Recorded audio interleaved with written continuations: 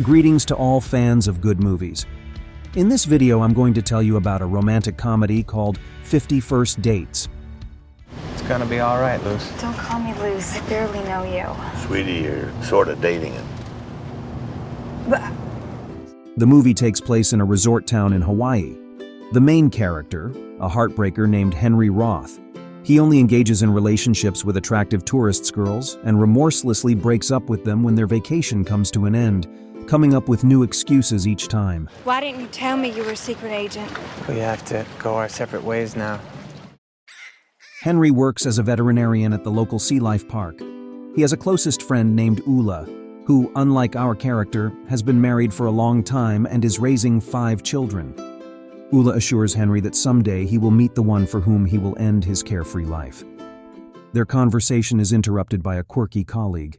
She asks Henry to urgently come to the walrus pool. In front of the excited visitors, he examines his patient. The cause of the walrus's discomfort is overeating, and realizing this, Henry presses on the animal's stomach, sauces nausea.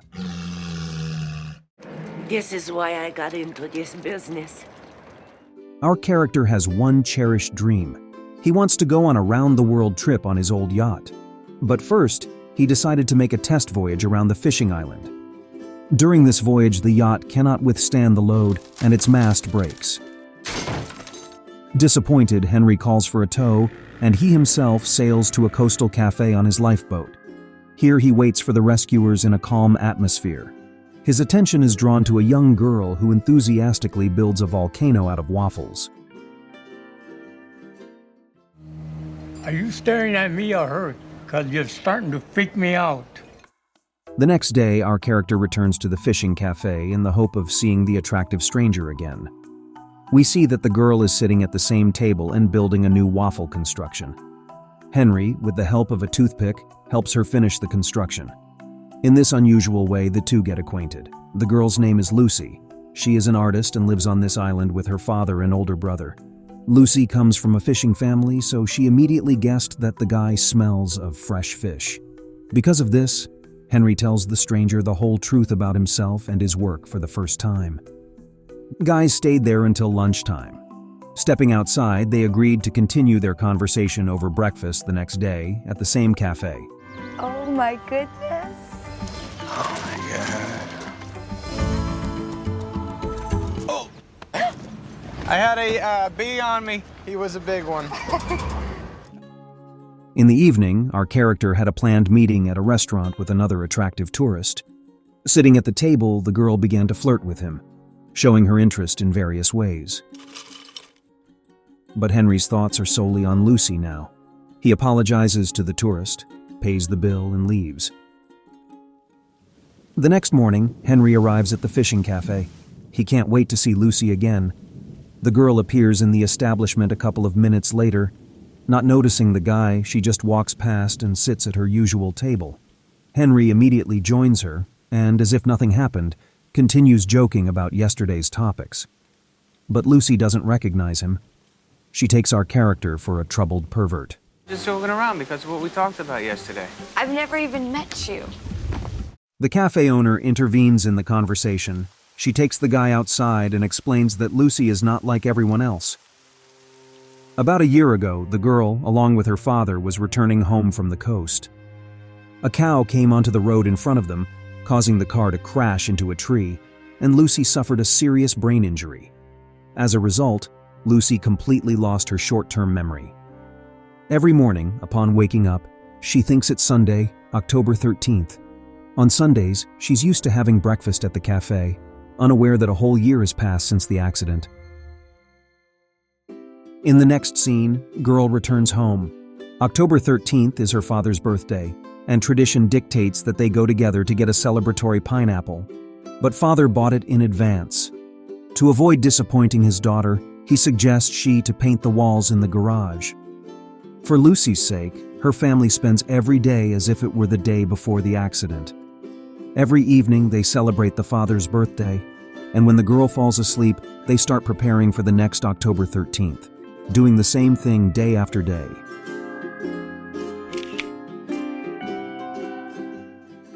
Meanwhile, on the yacht, Henry tells his friend about his difficult situation. Ula says that such a girl is a find for our character. After all, he constantly avoids serious relationships, and with Lucy, he can enjoy spending time without any commitments. Especially when it's time to set sail, such a relationship won't be an obstacle. The next day, Henry comes back to the cafe. Although he's not welcomed here anymore, he manages to convince the owner that he won't do anything bad to Lucy. He just wants to have breakfast with her. Henry, once again using a toothpick, helps the girl finish her construction. But this time, Lucy is in a completely different mood. She rejects the guy and advises him not to stick his hands into someone else's food. That was pathetic. Yeah, why don't you choke on your Spam? After several unsuccessful attempts, our character finally manages to attract her attention. The guys again had a fun time until lunchtime. As they part ways, Henry forgets to ask for the girl's phone number, which greatly upsets her. He decides to come to her house to apologize, but he's met at the door by an angry father. The man asks Henry to leave his daughter alone. After all, Lucy can't have normal relationships, because she won't even remember her boyfriend the next day. Give us a break. Just stay away from the Hooky Loud Cafe. Okay, sorry. At work, Henry consults with a colleague about his difficult situation. After promising one person not to come to the cafe to see his daughter, he's in a dilemma. The colleague suggests to Henry that any promise can be bypassed without really breaking it. After listening to wise advice, Henry decides to continue communicating with Lucy, but not at the cafe, but on the road on his way there. Each time he comes up with new tricks to catch the girl's attention. In those moments, Henry always manages to cheer her up, and he himself, albeit briefly, continues to see the girl without breaking the promise he made to her father. Don't worry, I called the cops and I am all set. Come by the house. Okay. Having seen each other this time, the stern father didn't threaten the guy. On the contrary, he showed how happy his daughter becomes after their interaction. After that conversation, father allows our character to see Lucy anytime. During their next meeting at the cafe, the girl notices a police officer near her car. He issued her a fine for having expired insurance for a year. Due to this unforeseen circumstance, Lucy learns what year it actually is. She immediately comes home and questions her father about everything. In such moments, the man has to tell his daughter the whole truth. For the girl, there is even special documentation prepared, describing in detail the terrible accident and its severe consequences. I can feel it. You were in the hospital for 3 months, sweetheart. On such days, Lucy tries to find out about all the important events that happened over the past year. Also, her family often takes her to the hospital so that the girl can hear about her diagnosis from a specialist. Her condition is stable, her health is not threatened, but the outlook is not optimistic. Improvement is unlikely. Scar tissue that formed after the accident blocks the transmission of information between the short-term and long-term memory departments. The condition has come to be known as Goldfield syndrome. Obviously, your sense of humor is still intact, and that's here. In the evening, Lucy gives the guy some advice on how to attract her attention so that he doesn't make a mistake next time, and then she goes to sleep. Left alone with the girl's family, Henry suggests trying a new way to communicate with her. After all, constantly deceiving girl is not a solution, and besides, in 10 years, she will completely stop recognizing herself in the mirror. As he leaves, Henry takes with him a folder with all the details of the accident to use for his plan. At their next meeting, he pretends to be a courier and hands Lucy a videotape, supposedly from a secret admirer.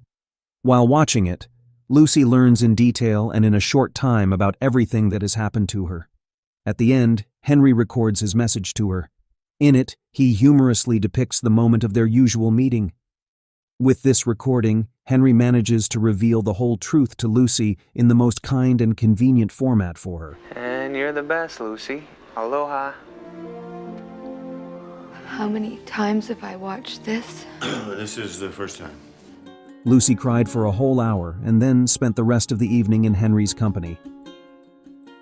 Thanks to the new approach, Lucy resumed communication with her friends and was able to return to a conditionally normal life. However, Henry had to win the heart of his beloved girl every day. After all, for her, every date was like the first one. One evening, the two got carried away and didn't notice how they fell asleep in the same bed. Don't forget about me.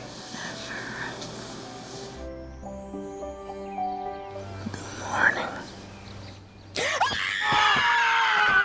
Next morning, Lucy accidentally overhears a conversation in which Henry talks about his plans.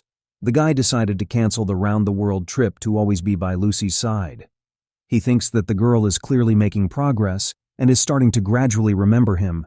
But Doctor explains to Henry that he's simply projecting his desires onto reality, and that progress is not actually possible. Later, Lucy comes to Henry at his workplace to say goodbye to him forever. She doesn't want to ruin his entire life, as there won't be a normal future with her. In the evening, the two of them create new memories for Lucy, but this time without mentioning Henry. As they part ways, Lucy thanks the guy for everything he's done for her and asks him for one last first kiss. From this moment on, the two stopped communicating and went back to their usual lives. For Henry, this period became particularly difficult because, unlike Lucy, he couldn't easily forget everything. Our character decides to embark on a round-the-world trip to distract himself. Lucy's family also came to bid farewell. In their conversation, Father informs Henry that his daughter recently moved to live in a clinic. She simply didn't want to be a burden to them, and she's doing very well there. After saying goodbye to everyone, Henry sets off to sea. But memories of the girl don't leave his mind. After considering all the facts, he decides to return one last time to check if Lucy remembers anything about him. Lucy Whitmore, do you have any idea who I am? No. I want to show you something. Lucy leads Henry to her workshop where his portraits are hanging everywhere. He appears in her dreams every night, but upon waking up, she can't remember who he is. Henry begins to recount what happened between them. He also says that their breakup was a mistake because it didn't make anyone better off.